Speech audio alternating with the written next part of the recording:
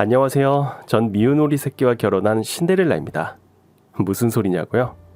전 남양주에 사는 평범한 30대 여자예요. 제 결혼 스토리가 꼭 동화 같아서 저렇게 소개를 해봤어요. 결혼한 지는 7년이 됐네요. 결혼할 생각이 없었던 전 남편이 아니었다면 지금도 솔로였을 거예요. 원래는 비혼주의자였습니다. 근데 남편을 만나 예정이 없던 결혼을 하게 됐죠. 제 인생에 아버지에 대한 기억은 없어요. 대신 그분 때문에 생긴 그림자만 어둡게 남아있었죠. 전 학교 들어가기 전에 2년 정도 보육원에서 자랐어요. 엄마가 그 2년 동안 이를 악물고 돈을 모아서 방을 구했고 절 데려간 거였죠. 아직도 보육원에서 지낼 때의 기억이 남아있어요. 원장 선생님이 모질고 무서웠던 게 또렷해요. 또 밥도 부실했죠. 식판이 5개로 나뉘어 있었으면 꼭 2개는 횡했어요. 밥, 건더기 없는 국, 고춧가루 조금 묻은 김치가 다였죠. 배고프니 잠도 잘 안 오고 밤마다 엄마 생각에 울었어요. 틈만 나면 큰 길 쪽 보면서 엄마를 기다렸죠. 7살 겨울에 엄마가 절 데리러 왔을 때 거기 있던 애들 다 저를 부러워했어요. 전 걔네한테 좀 미안했습니다. 혼자만 엄마 따라가는 게 좋으면서도 남아있는 친구들 생각에 속상했어요. 보육원에선 내성적이고 말도 없었는데 엄마와 함께 살면서 명랑한 성격으로 돌아왔어요. 아주 가끔 보는 아빠는 무서웠고 엄만 그때마다 불행해 보였죠. 싸우는 소리에 밥상 엎어지는 소리, 그릇 깨지는 소리 때문에 이불 속에서 귀를 막고 있었어요. 결혼은 그렇게 행복한 게 아니구나. 그때 깨달았죠. 시장에 가면 자상한 아저씨도 보이는데 우리 아빠는 왜 저렇게 무서울까? 그런 생각을 했던 것 같아요. 아버진 도박, 노름 안 하는 게 없었고 역마살까지 있었대요. 이혼도 안 해줘서 엄마가 어렵게 절 키운 거였죠. 잘못해서 아빠 같은 사람 만나면 어떻게 하나, 애한테도 못할 짓이다. 그런 생각에 결혼 출산은 먼 나라 얘기였어요. 그러면서도 착하고 진실한 사람을 보면 호감을 가졌죠. 이성적 호감이 아니라 인간적으로 신기했어요. 자상하고 배려 있는 남자는 극히 드물다고 생각해서 그랬던 것 같아요. 남편은 대학 때 동아리 활동 중에 만났어요. 우리 동아리는 2주에 한 번 보육원이나 시설에 가는 봉사활동을 했는데요. 다른 애들은 노느라 자주 빠지는데 이 사람은 매번 가더라고요. 그건 저도 마찬가지였어요. 어렸을 때 기억이 한몫했죠. 보육원 다니면서 원장이 좀 아니다 싶으면 신경이 곤두섰던 것 같아요. 어릴 적 기억도 나고 애들한테 용기도 주고 싶어서 다닌 거였죠. 남편은 지금도 그렇지만 학생 때도 눈에 띄는 사람은 아니었어요. 말도 조용조용히 하고 나서는 성격도 아니었죠. 근데 어느 날 애들이랑 뛰어노는데 해맑게 웃는 모습에 제가 반해버렸어요. 한 번도 우리 앞에선 그렇게 안 웃었거든요. 그때부터 관심이 생겼던 것 같아요. 버스를 타고 집에 갈 때 제가 일부러 옆에 앉았고 그게 인연의 시작이었어요. 안녕? 나 영문학과 김수진. 너 아까 보니까 되게 잘 웃더라. 내가 웃었어? 그랬구나. 응, 애들이랑 피구할 때. 피구는 되게 못하면서 엄청 재밌어 하더라. 너 봉사 거의 매번 나오지? 나 알아? 아니, 처음 보는데? 동우는 저랑 대화를 하면서 얼굴이 빨개졌죠. 보나마나 뻔했어요. 여자친구도 없는 것 같았죠. 전 그런 동우가 귀여웠고 봉사가 있을 때마다 같이 가기 시작했습니다. 동우는 보이는 것처럼 진짜 착했어요. 한마디로 성격 미남이었죠. 근데 자신감이 없어서 그게 확 드러나지 않았을 뿐이었어요. 전 활달하고 할 말은 꼭 하는 성격이었는데 동우랑 완전 반대였습니다. 그래서 같이 다니면 재미있었어요. 서로 신기하니까 꼭 붙어 다녔죠. 전 외동으로 자랐는데 알고 보니 동우는 이남일녀 가운데 둘째였어요. 제가 엄청 부러워하니까 아니래요. 자긴 한마디로 미운 오리 새끼로 자랐다고 하더라고요. 어딜 가나 둘째는 이리 치이고 저리 치인다는 말처럼 동우는 어려서부터 길을 펴고 살지 못했다는 거였죠. 똑같은 자식인데도 눈칫밥을 먹고 자라서 그런지 건강도 좋지 못해서 집안에선 약골로 통했고 덩치 큰 동생한테도 무시도 당했다고 하더라고요. 집에선 빌빌거리고 신경 쓰이게 하는 애로 낙인 찍혀서 행복하지 않았다는 얘기였습니다. 전 외동딸로 자라서 형제 자매 간에 그런 갈등이 있다는 게 잘 이해가 되지 않았어요. 성격상 지고는 못 살아서 그런 것도 있고요. 얘기를 듣다가 답답해서 물어봤어요. 동우, 넌 동생한테도 맞고 자랐단 말이야? 나 같으면 한 대 제대로 쥐어받고 올렸을 텐데. 지금도 너한테 막대? 내가 손봐줄까? 지금은 안 그래. 내가 잘못한 거 조목조목 따지면 결국엔 울던 애야. 커서는 안 때렸어. 어렸을 때나 그랬지. 딱 보니까 끝까지 동생을 싸고 돌더라고요. 제가 그랬죠. 커서가 더 문제라고요. 버릇없이 커서 또 형한테 까불면 가만 안 두겠다고 했더니 동우가 피식 웃더라고요. 저희는 확 불타는 연애가 아니라 군불지피듯 오래 따뜻한 연애를 했어요. 사실 동우는 착한 거 말고는 세상 기준으론 보잘것없는 사람이었어요. 하지만 마음만큼은 정말 마더 테레사라고 할 수 있을 정도로 착했습니다. 점심으로 먹으려고 삼각김밥을 사도 구걸하는 사람을 보면 그 김밥을 내줄 정도로 마음이 고왔어요. 동우야, 너도 배고프다면서 그걸 홀랑 주면 어떡해. 동전 몇 개 주면 되지. 난 괜찮아. 이따 집에 가서 밥 먹지 뭐. 너 때문에 못 살아. 내 거 밥만 먹고 너 줄게. 아니야. 난 너 먹는 것만 봐도 배불러. 네가 엄마야? 우리 엄마도 너처럼은 안 그런다. 자, 얼른 먹어. 이따 끝나고 라면 먹으러 가자. 배고파서 어떻게 하려고. 알콩달콩 사귀다 보니 20대 후반이 됐고 군대 다녀온 동우가 취업을 했을 때 결혼 얘기가 나왔어요. 동우는 제가 비혼주의자라는 걸 알고 있어서 먼저 결혼 얘기를 꺼내지는 않았습니다. 하지만 제가 동거 얘기를 꺼내니까 동우는 그럴 바엔 결혼하자고 하더라고요. 자긴 한 번도 동거 생각 안 해봤다면서 절 설득하기 시작했죠. 전 한 달 정도 고민했어요. 엄마는 뭘 고민하냐고 절 나무라셨죠. 동우처럼 착한 애가 어디 있다고. 너 입버릇처럼 말했지? 아빠 같은 사람은 결혼하면 안 되는 사람이라고. 근데 동우는 다르잖아. 좋을 땐 물론이고 힘들 때도 너 챙길 남자야. 결혼하는데 왜 망설여? 아, 너 혹시 결혼 안 하겠다고 엄마한테 큰 소리 친 것 때문에 그래? 엄만 저한테 자존심 버리고 결혼하라고 하셨어요. 살아보고 아니면 쿨하게 이혼해도 되지 않냐고. 지금이 어떤 시대냐고 엄마가 그러셨죠. 미리 겁먹고 뒷걸음질 치지 말라는 얘기였어요. 결국 전 결혼하는 쪽으로 마음을 굳혔습니다. 동우는 결혼까지껏 해보자는 얘기에 너무 기뻐했죠. 얼마 뒤 우린 동우네 집에 인사를 드리러 가기로 했어요. 가기 전부터 동우는 걱정이 이만저만이 아니었습니다. 밤에 잠도 안 온다고 하더라고요.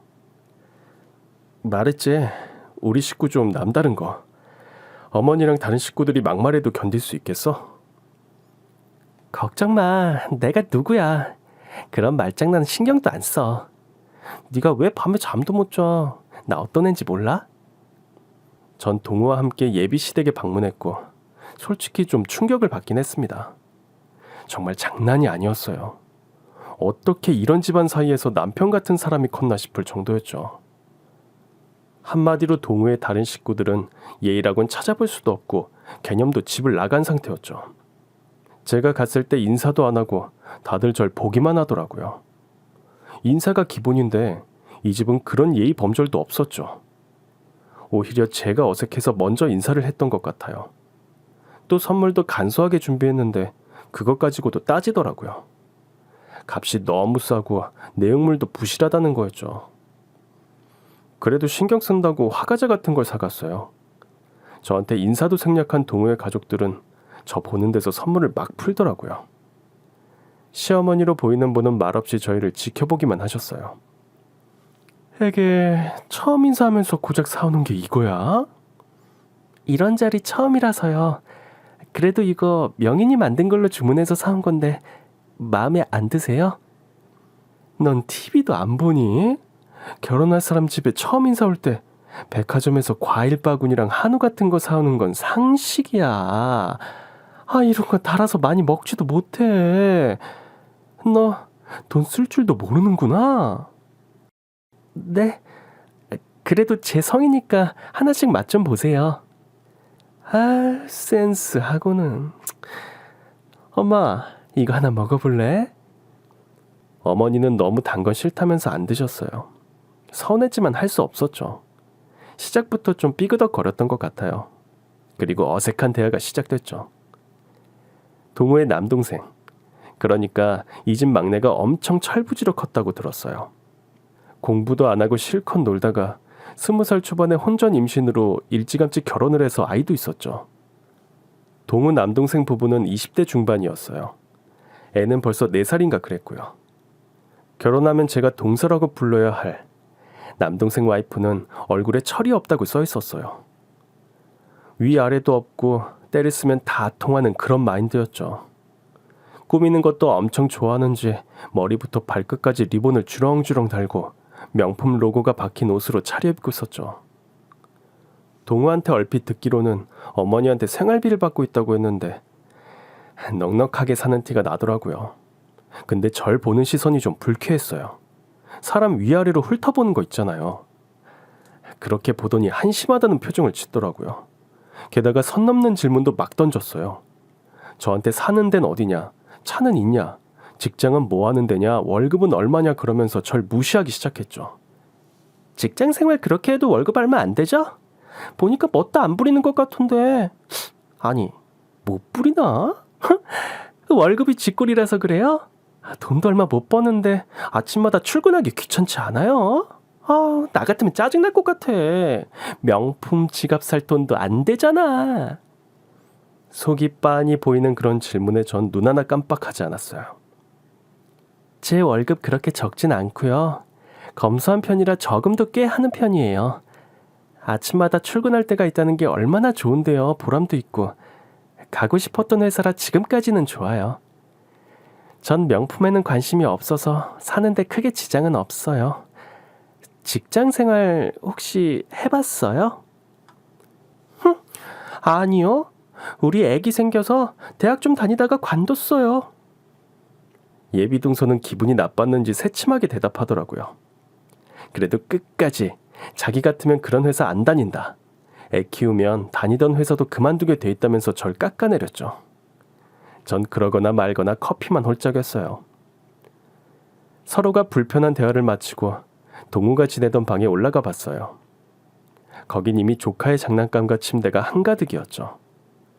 동우의 손때 묻은 물건은 하나도 남아있지 않았어요. 그 집에 동우는 맞지 않았어요. 오로지 돈만 하는 그 집 식구들과는 물과 기름처럼 겉돌기만 했죠. 어쩌다 밖에서 같이 식사를 한 적도 있었어요. 옆자리에 휠체어에 탄 할머니와 가족들이 왔는데 시누이가 그러더라고요. 엄마가 아프면 자기가 열일 다 제쳐놓고 간호하겠다고요. 그랬더니 동서가 호들갑을 떨었어요. 형님보다 자기가 낫다면서 어머님 병원 다니시는 거 지금도 같이 갈 수 있다고 나섰죠. 전 둘이 서로 그러는 게 어쩐지 오글거려서 가만히 있었어요. 그랬더니 동서가 저한테 이러더라고요. 왜 아무 말 안 하냐고. 그때 돼서 발 빼려고 벌써 이러냐고 그래서 웃었죠. 동서는 진짜 얄미운 타입이었어요. 꼭 가만히 있는 저를 걸고 넘어지더라고요. 결혼한 것도 아닌데 말싸움하기도 싫어서 가만히 있었죠. 그때 시동생이 그러더라고요. 엄마 아픈데 아무것도 안 하면 그건 가족도 아니지. 내가 가만 안 둘 거야. 누나고 형이고 내가 지켜본다고. 동우랑 전 황당했죠. 어머님은 멀쩡한 사람 아픈 사람 만든다고 혼내셨고 그렇게 대화는 흐지부지 됐어요. 반면 동우가 우리 집에 인사하러 갔을 땐 식구 수는 적었어도 분위기는 정반대였어요. 엄마는 예비 사위가 온다고 상다리가 부러지게 음식을 차렸고 화기애애한 분위기 속에서 식사를 마쳤습니다. 동우야 고마워. 우리 수진이 결혼 안 한다고 해서 사실 많이 서운했었다. 근데 동우 네 덕분에 한시름 덜게 생겼어. 우리 수진이 괄괄해 보여도 속은 여린 거 알지? 둘이 재미있게 알콩살콩 살아. 수진이 너 동우 속상하게 하지 말고. 누가 보면 동우 엄마인 줄 알겠네. 동우는 우리 엄마가 좋은지 자꾸만 웃더라고요. 그렇게 양가 인사는 마쳤고 상견례도 어머님들끼리만 만나고 끝냈습니다. 그건 동우 생각이었어요. 자기 누나랑 동생 부부가 저한테 한 행동을 보고 설득을 한 거였죠. 내심 고맙더라고요. 전 괜찮지만 우리 엄만 속상해할 게 뻔했거든요. 상견례가 있던 날 전 엄마한테 여쭤봤어요. 엄마, 오늘 상견례 어땠어? 기 안 죽었어? 기가 죽긴 왜 죽어? 자식 키워서 결혼시키는데 양쪽이 다 똑같은 거지. 엄마가 왜 기가 죽어? 아니, 그 집 생각보다 엄청 부자더라고. 혹시 돈 자랑은 안 하셨어? 괜히 걱정돼서. 엄만 그런 거 없다고 하셨고 전 더 묻지 않았어요. 설령 그런 일이 있었어도 엄마가 솔직하게 얘기할 리 없었으니까요. 동우와 전 본격적으로 결혼 준비를 시작했습니다. 무엇보다 집 문제를 해결하는 게 힘들었어요. 동우는 어머님 도움은 받기 싫다고 했습니다. 예비 시댁은 엄청 부자였어요. 어머니는 일찍 혼자가 되셨는데 아버님이 남긴 재산을 잘 지켰을 뿐 아니라 몇 배로 불리셨다고 들었습니다. 동우의 누나와 동생은 결혼할 때 어머님한테 돈을 많이 받았대요. 근데 동우는 자기 힘으로 결혼하고 싶다고 하더라고요. 저도 어머님한테 폐물 하나 받지 않았어요. 다 우리 힘으로 하기로 했는데 동우와 제 직장이 있는 서울 한복판은 집값이 너무 비쌌어요. 저희는 경기도 쪽으로 알아보기 시작했고 천만다행으로 좋은 기회를 잡아서 임대 아파트에 들어가게 됐어요. 물론 새 아파트도 아니고 지은 지 20년 넘은 곳이었지만 전 편안하고 좋더라고요. 혼자 사는 분들도 많고 나이 드신 분들도 많았지만 그건 아무렇지도 않았어요. 지하철역이 가까워 서울로 출근하기에도 좋았고요. 무엇보다 둘만의 보금자리가 생겼다는 이유만으로 참 마음이 편했습니다. 방 2개에 화장실, 거실까지 있는 우리 아파트는 궁전보다 더 좋았어요. 게다가 남편이 된 동우는 결혼하고 보니까 정말 진국이었습니다. 우산 같은 것도 먼저 챙겨주고 퇴근이 늦으면 저녁 해놓고 역까지 데리러 와주고 정말 고마운 게 많았어요. 배려와 이해심이 넘치는 사람이었죠. 휴일이나 저녁 때 커피 마시면서 산책하면 부러울 게 없었어요. 우린 결혼 생활이 만족스러운데 시댁에 가면 우리가 이상한 사람처럼 느껴졌어요. 일단 재력에서 차이가 났고 그걸 다른 가족들은 엄청 자랑스러워했거든요. 시어머니는 땅, 상가를 많이 소유하셔서 재산이 많으셨고 현금도 꽤 있다고 들었어요. 형님과 시동생 부부도 부자 동네 고층 아파트에 살고 있었고요. 저흰 돈에 있어선 초연했기 때문에 딱히 부럽다는 생각도 없었는데 시댁 갈 때마다 희한한 공격을 당했습니다. 동서는 제 옆을 지나갈 때마다 코를 틀어막거나 냄새가 난다는 신용을 했죠. 아, 이게 무슨 냄새야? 찌개 늘어붙은 냄새인가? 아, 얼마나 아끼고 살면 이렇게 궁상맞은 냄새가 날까? 나 같으면 창피해서 옷도 새 걸로 사입고 오겠다. 아, 내가 향수 갖고 왔나? 지독해서 못 견디겠네, 이 냄새. 아주 다들 냄새 안 나요? 아, 내 코가 개콘가? 그 말은 곧 나와 동우 씨한테 가난의 냄새가 난다는 거였어요. 열받은 제가 한마디 하려고 하니까 형님이 거들었죠. 영화에서도 나오잖아. 냄새 때문에 부잣집 사모님이 환장하는 장면. 옳게 그걸 또 여기서 따라하고 싶었어? 하긴 옳게가 하고 다니는 게 부잣집 사모님 같긴 하지만. 어머 형님, 제가 무슨 부자예요. 전 검소한 편이에요. 옷도 명품 좀 입는다고 다 부자인가요? 찐 부자는 따로 있는 거 아시면서. 아 맞다, 우리 형님이랑 어머님이 찐 부자 아닌가? 전 그냥 찌그러져 있을게요. 아우, 번데기 앞에서 주름 잡았네. 동서말의 식구들은 다 웃기만 했고 누구 하나 나무라는 사람 없었어요. 저만 열받아서 밥 먹다 말고 숟가락을 내려놨죠. 성질 같아서는 다 뒤집어 엎고 싶었지만 착한 남편 보고 참았어요. 식탁 밑으로 남편이 제 손을 잡더라고요. 시누이는 제 남편한테 이상한 것도 잘 시켰어요. 저흰 뚜벅이었고 형님과 동선에는 고급 외제차를 타고 다녔는데 한 번은 형님이 그러시더라고요. 자기 나갈 거니까 남편한테 미리 주차장에 내려가 있으라고 하더라고요. 왜 그러냐고 물었더니 남편한테 차 좀 닦아놓으라는 거였어요. 먼지가 너무 많이 앉았다면서 차 안에 쓰레기도 치워놓으라는 얘기에 전 참을 수가 없었습니다. 전 어머님한테 일찍 가보겠다고 하고 남편 손을 잡고 일어났어요. 형님은 어딜 가냐고 자기 차 깨끗이 치워놓고 가라고 하더라고요. 형님 찐 부자시잖아요. 그 정도는 돈으로 해결할 수 있는데 왜 동생을 시키고 그러세요? 저한테 동우 하나밖에 없는 남편이고 최대한 아끼고 싶거든요. 형님도 남편 있으니까 제가 무슨 얘기하는지 이해하시죠? 그럼 저희 가볼게요. 안녕히 계세요. 너 거기 안 서? 동우 어렸을 때부터 내 심부름 잘했어. 방 청소부터 자잘한 심부름까지 다 하고 살았다고. 네가 뭔데 남매정을 이런 식으로 끊어? 남편 너만 있니? 유별나게 굴지 좀 마. 남편 아까우면 네가 대신 내 차 탁던가. 제가 그걸 왜 해야 되는지 모르겠네요. 저희 가볼게요. 월요일 아침마다 회의가 있어서 지각하면 안 되거든요. 가자 자기야. 시어머니는 자식들 사이에 끼어드는 분은 아니었어요. 언쟁이 벌어지니까 그만하라고 점잖게 한마디 하셨죠. 혜리야, 새 차는 엄마가 돈 줄 테니까 노년돈 가서 하고 둘째 내는 그만 가거라. 네 어머니, 안녕히 계세요. 매번 이러는데 기가 막혔어요. 저희가 돈 빌려달라고 한 적도 없고 동냥을 한 것도 아닌데 시댁에서 거지 취급을 받는 게 늘 서럽고 분했습니다. 집에 와서야 울고 나서는 앞으로 열심히 잘 살아보자고 서로를 다독이곤 했죠. 남편은 저한테 너무 미안해했습니다. 화낼 줄도 모르는 착한 남편을 보면 더 가슴이 쓰렸죠.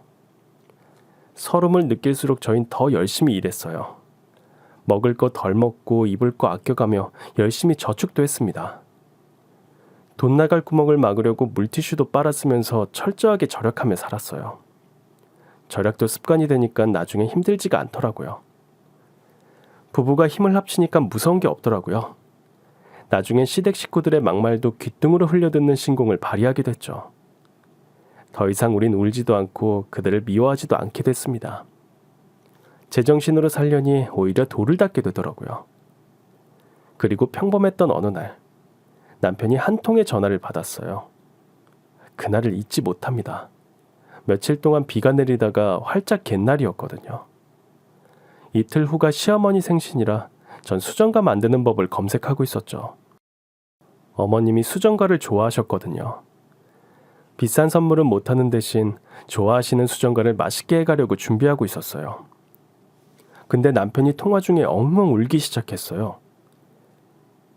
엄마가 암이라고요?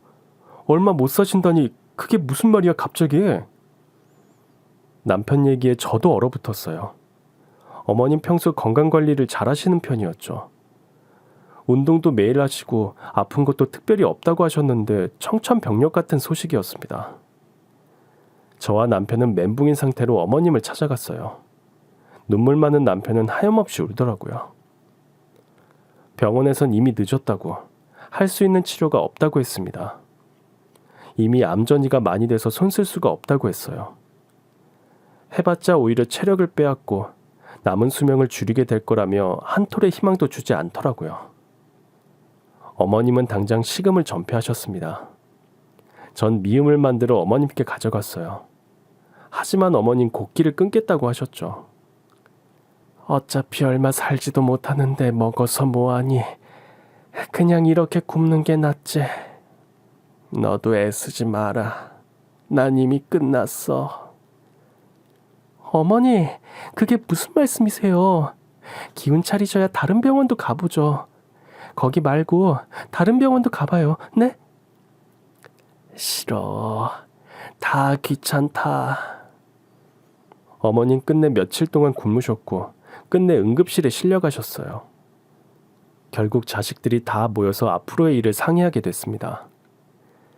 침통한 분위기에 다들 말을 잇지 못했죠. 그 후 벌어진 상황에 전 더 말문이 막혔어요. 시누이는 처음부터 몸을 사렸습니다. 바쁘다, 힘들다 갖가지 핑계부터 튀어나왔죠. 평소 어머님이 건강하실 때 그렇게 잘하던 모습과는 전혀 달랐어요. 어머님 앞에서 코맹맹이 소리를 하면서 알랑방귀를 끼어대던 동서도 딴청만 피우더라고요. 둘 다 시어머니 투병 생활에 자기 돈 나갈까봐 아무것도 하지 말자고만 하는데 기가 막혔습니다. 직접 간병도 싫다. 간병 비용도 장난이 아니라더라. 이런 얘기만 실컷 하더니 시누이가 요양원을 알아보겠다는 거였어요. 근데 보내자는 요양원이 정말 형편없는 곳이었습니다. 뉴스에도 가끔 나오는 비인간적인 곳이었죠. 남편과 전 보육원과 시설 봉사를 많이 다녀서 원장만 봐도 어떤 곳인지 알 수 있었어요. 사람을 머릿수로만 세는 그런 곳에 어머님을 보낼 수는 없었습니다. 하지만 시누이와 시동생 부부는 어머니를 이미 죽은 사람 취급하고 있었죠. 시한부 선고를 받으면 끝난 거 아니냐면서 아무도 대책을 세우려 하지 않았습니다. 저와 남편은 이 상황이 쉽게 이해가 되지 않았어요. 평소 큰 소리 내는 걸 모르는 남편도 이번만큼은 참지 않더라고요. 누나 돈 많잖아. 그 돈 어떻게 불렸어? 결혼할 때 매형 사업 시작할 때 엄마가 큰 돈 준 거 내가 모를 줄 알아? 그뿐이야? 조카들 학비, 누나랑 매형 골프며 여행 다 엄마한테 손 벌렸지. 근데 이렇게 돈 한 푼 없다고 오리발을 내밀어? 엄마 지금 많이 아프셔. 곧 어떻게 될지 모른다고. 근데 이제 엄마가 귀찮아? 아프다니까 나 몰라라 해. 전 깜짝 놀랐어요. 남편이 화내는 걸 처음 보기도 했고 형님이 그렇게 어머님 돈 빼가는 건 몰랐거든요. 더 황당한 건 시동생네가 그 얘기 듣고 열받은 것 같더라고요. 곧 2차전이 시작됐습니다. 어머 그랬어요? 저희한테는 원래 부자인 것처럼 굴더니 다 어머님 돈이었구나. 좀 까맣게 몰랐네요. 여보, 당신 알고 있었어? 시동생은 누나 못됐다면서 대들었고 시누이는 어디 큰 누나한테 대드냐고 난리를 쳤죠. 보다 못해 제가 제안했어요. 어머님을 집에 모시는 건 어떨까요? 아무리 그래도 집이 제일 편하실 거예요.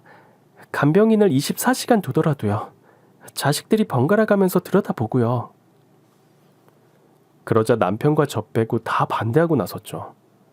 시누이는 자기는 바빠서 엄마 돌볼 수 없고 24시간 간병인을 두면 나가는 돈이 얼마냐면서 안 된다고 했어요. 동서는 또 이런 이유를 대더라고요. 저 아직 어려서 아프신 어른 어떻게 돌보는지도 몰라요. 난 아직 시어머니가 필요한데 내가 무슨 어머님을 모셔요. 진짜 내 주변에 시어머니 간병한 애들 한 명도 못 봤어. 나 못해. 내가 그걸 어떻게 해. 다들 손해 안 보려고 기를 쓰는 게 보이더라고요. 전 한숨을 쉬면서 이렇게 말했습니다. 그럴 것 같으면 차라리 제가 돌볼게요. 저희 집에 모실게요.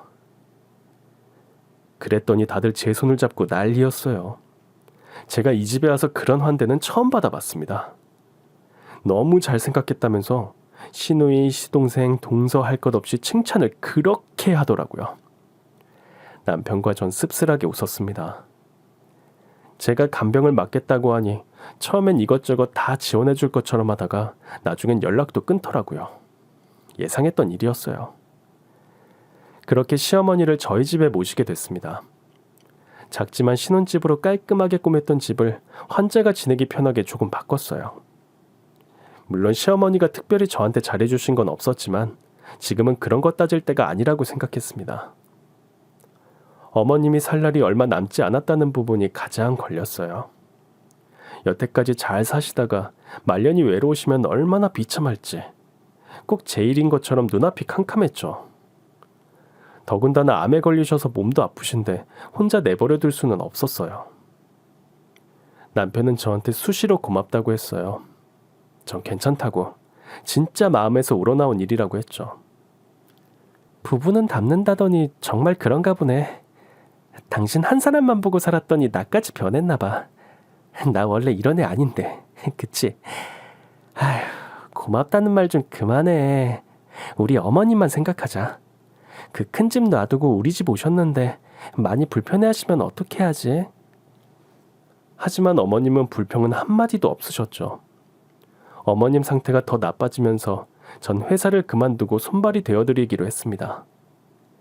집에 있으면서 밥도 꼭 영양사처럼 골고루 해드리려고 노력했어요.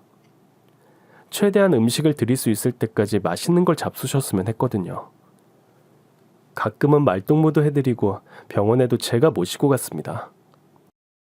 답답하시다고 하면 휠체어에 어머님을 태우고 아파트 단지를 돌며 산책을 해드렸어요. 어머니 보세요. 벌써 들국화가 폈어요. 고추 잠자리도 보이시죠? 우와, 가을이네요, 어느새. 알고 보니 어머닌 길가에 핀 작은 들꽃도 지나치지 못하는 분이셨죠. 계절이 지나갈 때 피고 지는 꽃들 보면서 미소를 짓곤 하셨습니다. 또 체력적으로 생각보다 잘 버텨주셔서 저희 집에서 계절은 2번이나 지나갔어요. 그 사이 시누이나 시동생은 코빼기도 비추지 않았어요. 기억나는 건 형님이 딱 1번 보내신 굴비 세트와 동서가 가져온 녹두죽이 전부였습니다. 어머님 생신 때 형님은 가족여행을 간다면서 굴비 세트를 붙여왔더라고요. 어머님은 손주들이 보고 싶다고 여러 번 말씀하셨고 전 형님한테 전화를 드렸죠. 저예요. 굴비 받았어요. 어머님 맛있게 구워드릴게요. 어머님이 승현이 승재 보고 싶다고 하세요. 여행 끝나고 오실 수 있으세요? 6개월 정도 못 보신 거잖아요. 여행 끝나면 애들 시험 준비해서 못 움직여. 우리 여행도 겨우 가는 거야. 올케가 엄마한테 말 좀 잘해줘. 굴비 좋아하시니까 그거 잘 구워드리고. 엄마는 애들 바쁜데 왜 오라가라는 거야? 우리 비행기 타야 해. 미국 가는 거니까 빨리는 못 와. 끝난다. 전 차마 어머니한테 사실을 말씀드릴 수 없었어요. 근데 어머님은 눈치채신 것 같았죠. 시누이 애들은 어려서부터 어머님이 많이 키워주셨어요. 돈도 많이 주시고 애틋해 하셨는데 할머니가 아파도 오지를 않으니 서운하실 게 뻔하셨습니다. 나중엔 찾지도 않으셨어요. 그게 전 더 마음이 아팠죠. 시간이 지나면서 암은 점점 더 어머니를 공격했고 기력이 쇠하셔서 화장실도 못 가시게 되셨죠. 결국 전 어머님의 대소변까지 받아들여야 했습니다. 그때쯤 어머님은 많이 울적해 하셨어요. 저도 마음이 아팠죠. 동서도 마찬가지였어요. 여름에 내랑 바다 간다, 겨울엔 스키장 간다면서 어머님은 나몰라라 했죠. 시동생 역시 전화 한 통 없더라고요. 그러다가 딱 1번 동서가 뜬금없이 녹두죽을 해왔더라고요. 그것도 집안엔 들어오지도 않았어요. 제가 어머님 보고 가라니까 빨리 가야 한다고 하더라고요. 차에 애 혼자 있다고 그래서 제가 그랬죠. 그럼 서연이 데리고 와. 어머님이 보고 싶어 하셔. 아니요. 서연이 친구 엄마들이랑 어디 가기로 해서요. 이것만 전해주세요. 그럼 수고하세요, 형님. 제가 붙잡을까봐 도망치듯 가는데 할 말이 없더라고요. 제가 다 서운했어요. 대신 미운 오리 새끼로 큰 남편은 어머니를 위해 할 수 있는 건 다 하는 사람이었습니다. 퇴근하면 남은 집안일은 다 남편 몫이었죠. 지쳐있는 저와 어머니를 다독이고 용기를 주는 건 남편만 할 수 있는 일이었어요. 잠든 어머님의 손을 잡고 남편은 혼자 많이 울었습니다. 어머니 혼자 3남매 키운다고 고생하신 얘기도 그때 들을 수 있었어요. 그렇게 1년이라는 시간이 지났습니다. 저희 부부는 꼬박 4계절을 어머니와 함께 지냈고 1년 후 어머니는 숨을 거두셨죠. 365일 동안 어머니에게 정이 많이 들어 장례식 때 정말 많이 울었던 것 같아요. 남편과 전 거의 제정신이 아니었어요. 어머님의 유고를 납골당에 모셔드리고 나서야 실감이 나더라고요. 그리고 상속 문제를 풀어야 했죠. 시어머니는 상속 절차를 유증으로 처리하셨어요. 유증이라는 건 어머님이 자식들한테 증여 비율을 정할 수 있는 거더라고요. 전 이때 처음 알게 됐습니다. 유산 문제로 다 모인 자리에서 시누이는 이렇게 말했어요. 당연히 내가 큰딸이니까 내가 제일 많이 받겠지? 미리 말하는데 엄마가 남긴 거 달라고 하면 안 된다. 작년으로 쉽지 않았어. 내가 너 임무까지 엄마한테 얼마나 잘한 줄 알아? 아버지 돌아가시고 엄마가 가장 많이 의지한 사람이 나였어. 말하자면 아빠 대신이었던 거지. 알긴 아니? 신우의 말에 동서가 발끈하더라고요. 아니죠, 형님. 제가 어머니한테 얼마나 잘했는데요. 형님은 어머니 아프실 때 죽이라도 한번 만들어 가신 적 있어요? 저 녹두죽 했던 거 못 들으셨어요? 그거 말고도 저 결혼하고 어머니한테 진짜 잘했는데 형님 입으로도 그러셨잖아요. 제가 꼭 딸 같은 며느리라고요.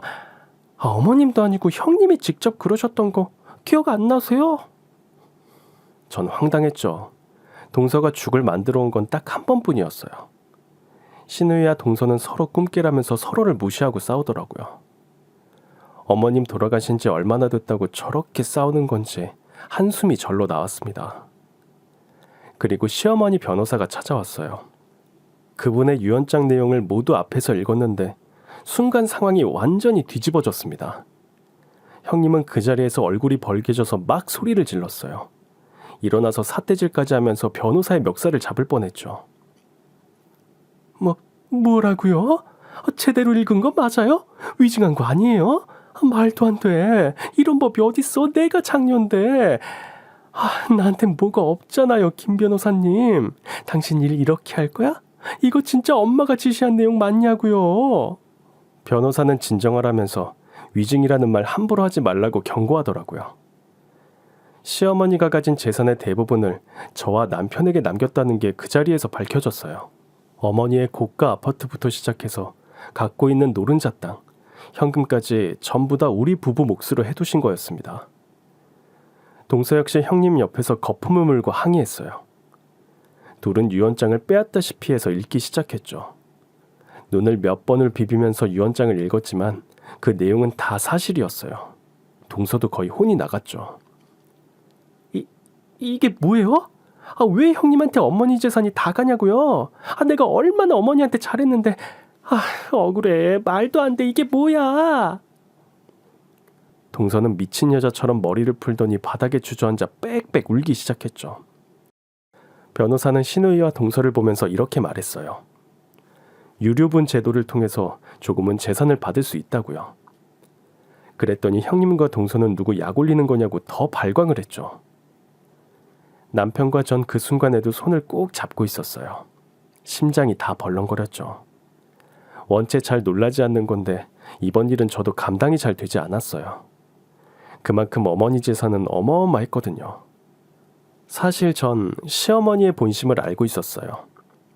어머님은 돌아가시기 전에 남들한테 안 한 비밀 얘기를 해주셨거든요. 난 널 미워한 적이 없어. 널 미워한 게 아니었다. 어머니, 그게 무슨 말씀이세요? 처음에 저 마음에 안 드셨죠? 아니야. 난 네가 어떤 앤지 제대로 보고 싶었다. 오랫동안 지켜보고 있었던 거야. 애들이 널 무시하고 따돌릴 때 네 편을 들지 않았던 것도 이유가 있었어. 네가 어떻게 반응을 하는지 보고 싶어서였어. 많이 서운했냐? 미안하다. 내 진심은 그게 아니었어. 어머니, 전 꿈에도 몰랐어요. 정말이에요? 이 많은 재산 지키기까지 쉽지 않았다. 동우 아버지 저세상 가고 참 막막했어. 그때 난 주판을 튕길 줄도 몰랐거든. 근데 그 많은 재산 어떻게든 지켜야겠더라. 나한테 돈 빼먹으려고 별별 인간이 다 접근해 왔었어. 재산을 지키려면 쓸데없는 소리에 흘려서도 안 되고 사람 보는 눈도 있어야겠더라. 그래서 내가 너를 좀 지켜본 거야. 어머님은 자식들과 며느리를 지켜본 결과 제가 재산을 물려받으면 가장 잘 관리하겠구나 판단을 하셨던 거였어요. 어머님은 또 이렇게 말씀하셨죠. 첫째는 너무 편하게 자라서 동기한 줄을 모른다. 막내 며느리는 세상 물정을 몰라도 너무 몰라. 내 재산 걔한테 넘겨주면 몇 년 안가 몽땅 바닥날 게 뻔해. 전혀 어머니, 저도 세상 물정 모르는데요. 아니, 넌 돈 귀한 줄은 아는 애야. 아주 심지가 단단한 아이라는 거 난 처음부터 알고 있었다. 난 널 믿어. 우리 동우, 심약해서 내가 강하게 키우려고 했는데 그건 내 실수였다. 착하고 심성 고운 우리 동우랑 끝까지 잘 살 수 있겠지? 고맙다. 너한테 고마운 게 아주 많아. 어머닌 저와 남편을 믿고 편하게 눈을 감을 수 있겠다고 하셨어요. 그리고 돌아가시기 이틀 전에 저한테 정말 고맙다면서 메마른 손을 꽉 잡아주셨던 게 기억이 남네요. 어머님 말년에 이런 호사를 누릴 줄 몰랐다면서 그 어느 때보다 편하고 좋았다고 해주셨어요. 뭔가 이별을 예감하시는 것 같아 저와 남편은 눈물을 흘렸습니다. 어머니, 더 오래 사실 수 있는데 그게 무슨 소리예요? 아니다. 내가 알아. 나 얼마 안 남았어. 고맙다, 동우야. 새아가도 애 많이 썼어. 내가 죽어서도 잊지 않으마. 너희들 착한 거, 마음 고운 거. 하늘이 알고 내가 알아. 엄마가 가도 너무 오래 슬퍼하지 마. 알겠지? 그런 말씀하셨던 거 사실 신우의 시동생 내외와도 공유하고 싶었지만 그들은 궁금해하지도 않았어요. 오로지 돈. 어머니가 남긴 돈의 액수의 규모가 그들의 유일한 관심사였죠. 그들 생각대로라면 우린 승자, 자기들은 패자였어요. 정작 남편과 전 그런 생각은 하지도 않는데 말이죠. 그렇게 해서 우리 부부는 어머님의 막대한 재산을 갖게 되었습니다. 예상보다 훨씬 큰 액수에 저도 많이 놀랐어요. 이 일로 신우이와 동서는 응급실에 실려가는 쇼를 하고 저와 남편을 괴롭혔지만 저희는 꿈쩍도 하지 않았습니다. 이거 부당하다고 생각 안 해요? 우리 생각보다 돈 없어요. 집 하나 있는 거 그게 전부지. 애 키우고 사람같이 살려면 유류분 갖고는 택도 없다고요. 그러니까 우리 좀 도와줘요. 땅 조금만, 아니 현금 몇 억만 줄 수 없어요? 줄 수 있잖아. 내가 뭘 얼마나 잘못했어. 안 그래요? 동서의 말도 안 되는 생때에 전 확실하게 대답을 해줬습니다. 잘못한 게 없구나. 임대 아파트 산다고 가난한 냄새 난다고 내가 지나갈 때 코 틀어막던 게 누구더라? 동서, 이제는 나한테 돈 냄새 안 나? 돈 냄새는 뭐 향기롭나? 내가 언제 그랬어요? 그땐 농담이었죠. 다 웃었던 거 기억 안 나요? 뭐 지난 일 갖고 그래요. 지난 일? 난 태어나서 그런 수모 처음 당했고 평생 못 잊을 것 같아. 사람 나고 돈 났지. 돈 나고 사람 났나? 안 그래? 돈 아쉬우면 일해서 벌어. 아침에 출근하고 저녁에 퇴근하는 그런 삶도 나쁘지 않아. 아니면 집에서 뭐라도 하면 좋잖아. 안 그래? 어머님이 남기신 유류분이라도 잘 지키길 바래. 우리 몫은 우리가 지킬게. 동서는 말없이 절 노려보다가 발을 동동 구르면서 또 울더라고요. 아주 어린애가 따로 없었습니다. 시어머니 말기암 선고 받았을 때도 똑같았어요. 자기는 어려서 아무것도 모른다더니 진짜 백치 그 자체였습니다. 신우이는 동서처럼은 안 하더라고요. 어머님이 남기신 재산을 빼가보려고 저를 어르고 달래고 남편을 살살 꼬시려고 했지만 다 실패했죠. 큰 누나 무시하냐고요. 그래도 모든 걸 법대로 처리하겠다고 했고 어머님 유언 따르겠다고 강하게 나갔습니다. 그들이 더 할 수 있는 건 없었어요. 동우야, 올케야, 내가 이렇게 부탁할게. 무릎이라도 꿇으라면 꿇을게. 엄마 안 돌보고 나만 잘 산 거 잘못했어. 이제라도 나 너희한테 잘할 수 없을까? 청소하라면 하고 빨래하라면 할게. 제발 나 좀 살려줘. 엄마 유산만 믿고 벌려놓은 일도 있단 말이야. 동우야, 너 누나 이렇게 외면할래? 누나, 굴비 기억나? 수진이가 엄마 간병하는 1년 동안 누나 한 번도 안 왔어. 고작 굴비 그 한 상자가 다였지. 엄마가 애들 그렇게 보고 싶다고 했는데도 여행 간다고 핑계댔지. 영상통화도 말만 하고 한 번도 안 했잖아. 이제 그만 좀 해. 나 어려서부터 누나 해달라는 거 다 해줬지만 이번만큼은 못 해줘. 엄마가 이 재산 어떻게 지켰는지 알아? 누나가 돈 달랄 때마다 엄마 진짜 걱정 많았대. 하늘에서도 누나 보면서 걱정하실 거 생각 안 해? 지금 잃어놓은 거라도 잘 지키면서 살아. 우리 괴롭히지 말고. 폭풍이 다 지나가고 우리 부부는 어머님 유산을 두고 고민에 빠졌어요. 너무 큰 돈이라 고민이 되더라고요. 결국 남은 재산 중 절반은 보육원에 후원을 했어요. 대학 때부터 봉사를 가던 보육원이 헐릴 위기에 처해 있었거든요. 기부를 하고도 돈은 차고 넘쳤죠. 어머니의 노력이 어느 정도였는지 가늠이 되지 않았습니다. 그리고 고민하던 숙제 하나를 속 시원히 해결했어요. 남편의 동의하에 다른 가족들과는 연락을 끊기로 했습니다. 이사도 하고 전화번호도 바꿨어요. 수시로 우리를 괴롭히던 시누이와 동서를 더 이상은 보지 않게 됐죠. 우린 진짜 하고 싶은 일을 해보기로 했어요. 또 하나 기쁜 소식은 제 뱃속에 작은 생명이 꿈을 고리고 있다는 것입니다. 태몽도 꿨어요. 아무리 생각해도 우리 아긴 어머님이 주신 선물 같네요. 욕심은 사람을 참 추하게 만드는 것 같아요. 어려움 앞에서 돈부터 챙기니 쌓았던 정도 깨지고 인연도 끊어지게 되네요. 전 착한 남편, 그리고 태어날 아이와 앞으로도 평온하게 살 생각이에요. 돈이 많아졌다고 해서 밥을 5끼 먹을 수 있는 것도 아니고 별나라에 갈 수 있는 것도 아니고요. 여러분은 어떤 배우자와 살고 계신가요? 미혼이시면 어떤 배우자를 꿈꾸고 계세요? 돈, 직업, 학벌 다 좋지만 성격 미남은 어떨까요? 제 이야기는 여기까지입니다. 오늘도 좋은 하루 보내시길 바랍니다.